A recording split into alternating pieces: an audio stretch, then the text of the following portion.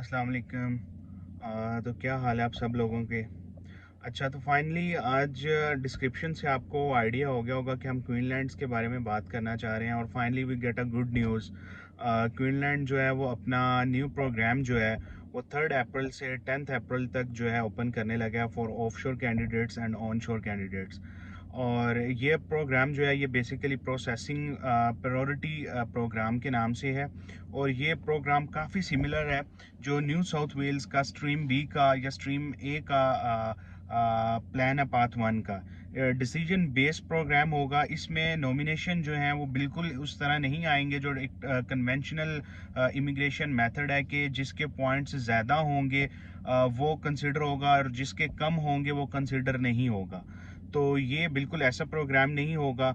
इस प्रोग्राम में ये है कि जो भी माइग्रेशन क्वीनलैंड्स की रिक्वायरमेंट पूरी कर रहा है या जो भी उनका एक ब्रैकेट सेट है पॉइंट्स का, अगर उसके उतने पॉइंट्स हैं तो वो आपकी एप्लीकेशन को कंसिडर करेंगे। चलें, अब मैं आपको इसके बारे में थोड़ा सा डिटेल में बता देता हूँ कि कितने पॉइंट्स आपको रिक्वायर हैं अगर आप अपना इस पोर्टल में अपने आप को रजिस्टर्ड करवा सकें, जो 3 अप्रैल से 10 अप्रैल में ओपन होगा। अगर आपके होम अफेयर के अकॉर्डिंग 65 पॉइंट्स हैं तो आप एलिजिबल हैं, लेकिन अगर माइग्रेशन क्वीनलैंड्स में 65 हैं तो आप एलिजिबल नहीं हैं। अगर आप 190 के लिए अप्लाई करना चाहते हैं एज अ ऑफशोर या ऑन शोर, तो आपके मिनिमम पॉइंट्स जो हैं वो 80 होने चाहिए और आपकी कॉम्पिटेंट इंग्लिश नहीं होनी चाहिए, प्रोफिशिएंट इंग्लिश होनी चाहिए और आपका जो ऑक्यूपेशन है वो उनकी माइग्रेशन लिस्ट में होना चाहिए और 3 ईयर जो पोस्ट स्टडी एक्सपीरियंस रिक्वायरमेंट है इसके लिए। और 491 के लिए 65 पॉइंट्स ही रिक्वायर हैं माइग्रेशन क्वीनलैंड्स के।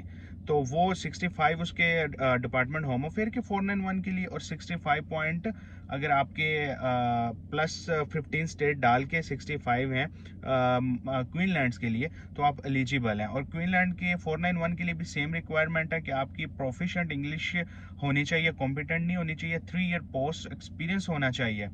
और इसको रजिस्टर्ड करने का तरीका ये होगा कि आपने 3 अप्रैल को वो लोग अपनी एक ROI लॉन्च करेंगे, लाइक जैसे नॉर्दर्न टेरिटरी या न्यू साउथ वेल्स की एक काइंड ऑफ ROI है या विक्टोरिया की ROI है, इसी तरह वो अपना एक लिंक जनरेट करेंगे और आप सब ने वहाँ पे अपनी EY के अगेंस्ट वहाँ पे ROI जो है जाके सबमिट करनी है। और इसमें हाँ, इसमें एक स्पेशल रिक्वायरमेंट ये भी है, इसमें आपको आपके जो सेटलमेंट फंड हैं वो भी रिक्वायर्ड होंगे।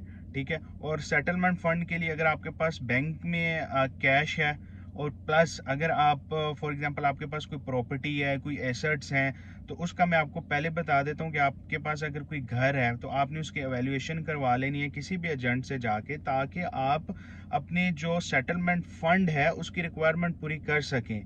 ये ना हो कि आप जस्ट बैंक अकाउंट पे फोकस कर रहे हो कि आपके पास बैंक में तो इतने पैसे नहीं है तो आप एलिजिबल नहीं है।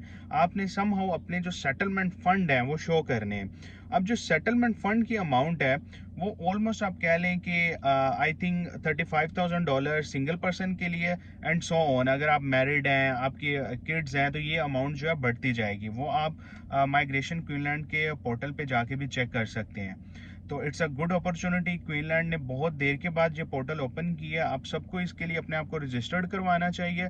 और इसके लिए ये है कि आपको अपने डॉक्यूमेंट सब अरेंज करके रखने हैं, क्योंकि क्वीनलैंड ने अपनी वेबसाइट पे क्लियरली मेंशन कर दिया है कि अगर आप लोगों के डॉक्यूमेंट्स अप टू डेट ना हुए या आप लोगों ने EOI में पॉइंट्स ज़्यादा क्लेम किए हुए तो वो आपकी एप्लीकेशन स्ट्रेट फॉरवर्ड रिजेक्ट कर देंगे। तो इंशाल्लाह मिलते हैं फिर नेक्स्ट वीडियो में। आप सब लोग जो हैं कनेक्ट रहें फॉर फर्दर इंफॉर्मेशन के लिए, ताकि मैं आप लोगों के साथ अपने मोर रिसोर्सेज से जो भी इंफॉर्मेशन मुझे मिले मैं आप लोगों को शेयर कर सकूं। Thank you so much.